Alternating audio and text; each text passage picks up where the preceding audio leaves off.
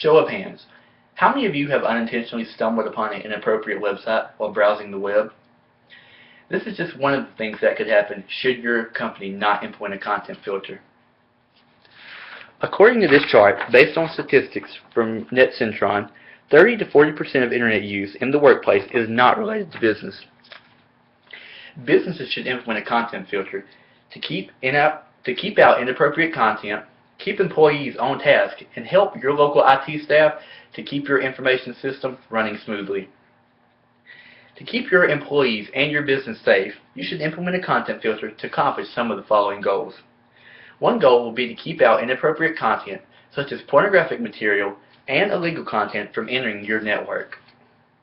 In research from layered systems, courts now say that businesses are responsible for the internet activities of their employees. According to Webcam computing, there are 3 ways to filter content. These are content scanning, blacklist, and deep packet analysis, sometimes known as layer 7 filtering. Content scanning. This type of scanning is based on bad or explicit words on a web page. Blacklist filtering. Blacklist filtering is a list of addresses that your local IT department enters manually, and sometimes that could include websites such as Facebook. Not necessarily because they're inappropriate, but because it's time-consuming and takes away from your job. The final method is deep packet analysis, which is usually the best method because it analyzes each packet and determines whether to allow or deny that specific app or web page on your network.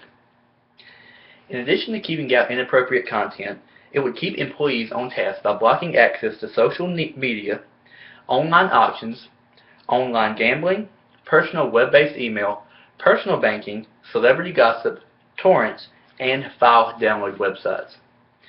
The following 3 statistics are from NetCentron. The first is that more than 60% of all online purchases are made between 9 a.m. and 5 p.m., which are regular business hours. 70% of all internet porn traffic occurs during these hours as well. And finally, 37% of all workers say that they constantly surf the web while they're at work.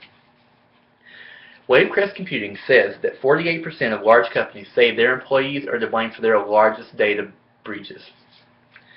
The following is a good example from NetCentron on how they put this into a pretty good perspective from losing money point of view.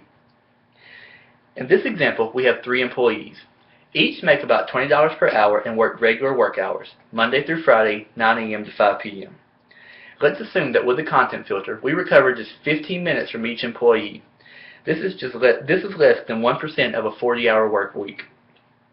It doesn't sound like much, but you've just recovered $300 per month and $3,600 per year. Webcam computing estimates that an average business of about 500 employees could forecast a loss of $3.25 million in productivity due to misuse of the internet by their employees.